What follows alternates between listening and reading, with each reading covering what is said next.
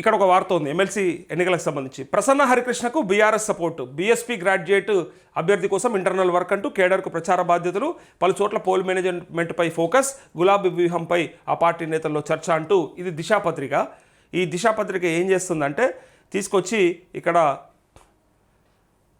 ప్రసన్న హరికృష్ణ గెలుపు కోసం ప్రయత్నం చేస్తూ ఉంది బీఆర్ఎస్ అని చెప్పి దీన్ని అనుమానాస్పదంగా రాసింది పత్రికలో. బట్ ఇది శుద్ధ తప్పు. ఎందుకంటా ఉన్నా అంటే వీళ్ళే చెప్తారు కొన్నిసార్లు. వీళ్ళే ఏం చెప్తారంటే బీజేపీకి మద్దతు తెలుపుతుంది బీఆర్ఎస్, లోపాయికార ఒప్పందం ఉంటుంది. గతంలో ఎంపీ ఎన్నికలలో కూడా ఇదే చేసింది. 8 ఎంపీ సీట్లు రాకపోవడానికి గల కారణం బీఆర్ఎస్ ఓట్లన్నీ కూడా బీజేపీకి షిఫ్ట్ అయినాయి. ఆ షిఫ్ట్ కావడానికి కారణం వాళ్ళ అధిష్టానం తీసుకునే నిర్ణయం అన్నట్టుగా వాళ్ళే నిలబడి వాళ్ళే ఎవరన్నా ఎవందాడు గోక్కుంటాడా కొరువితోని? అయితే వాళ్ళు ఎవరి పొందాడు తవ్వుకుంటాడా? ఎవడో కూడా తవ్వాలి కదా. కానీ ఆనాడు వీళ్ళు చెప్పిన మాట ఏంటంటే బీజేపీతో ఉంది అని చెప్తారు. ఇది కాంగ్రెస్కి మద్దతు తెలిపే పత్రిక కాబట్టి నేను ఈ చర్చ వస్తూ ఉంది.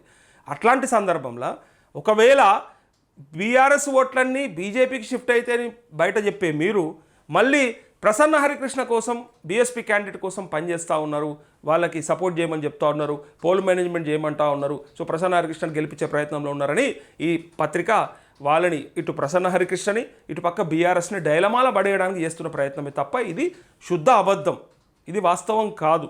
ఎందుకు చెప్తా ఉన్నా అంటే ఇదే ప్రసన్న హరికృష్ణ కాంగ్రెస్ టికెట్ ఎక్స్పెక్ట్ చేసిండు, ఇయ్యలే, రాలే. ఇదే ప్రసన్న హరికృష్ణ బీఆర్ఎస్ నుంచి కూడా ప్రయత్నాలు మొదలుపెట్టిండు, వాళ్ళు కూడా యాక్సెప్ట్ చేయలే. ఈవెన్ వాళ్ళు మేము క్యాండిడేట్నే పెట్టదలుచుకోలేదని చెప్పారు.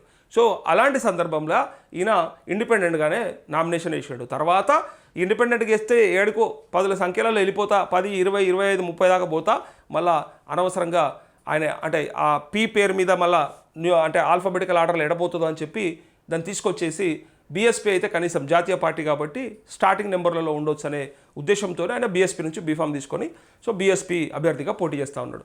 ఇప్పుడు చూడండి లేనిపోని క్రియేట్ చేసి ఈ ప్రజలల్లో ఇప్పుడున్నటువంటి గ్రాడ్యుయేట్లలో కొంత కన్ఫ్యూజన్ క్రియేట్ చేయడానికి, అంటే బీఆర్ఎస్ ఓటు ప్రసన్నకి వేయాలనేమో అన్నట్టుగా, ప్రసన్నను గెలిపేయడానికి అన్నట్టుగా లేదు ఇది. అట్లని చెప్పి ప్రసన్నని నిజంగానే ఓడించడానికని కూడా కాదు, వీళ్ళు ప్రజల్ని కొంత కన్ఫ్యూజన్ చేయడానికే ప్రయత్నం చేస్తూ అక్కడ దీని అర్థం ఏంటంటే ఇటు బీఆర్ఎస్ నష్టపోవాలి, ఇటు ప్రసన్న నష్టపోవాలి, ఇద్దరు నష్టపోవాలి.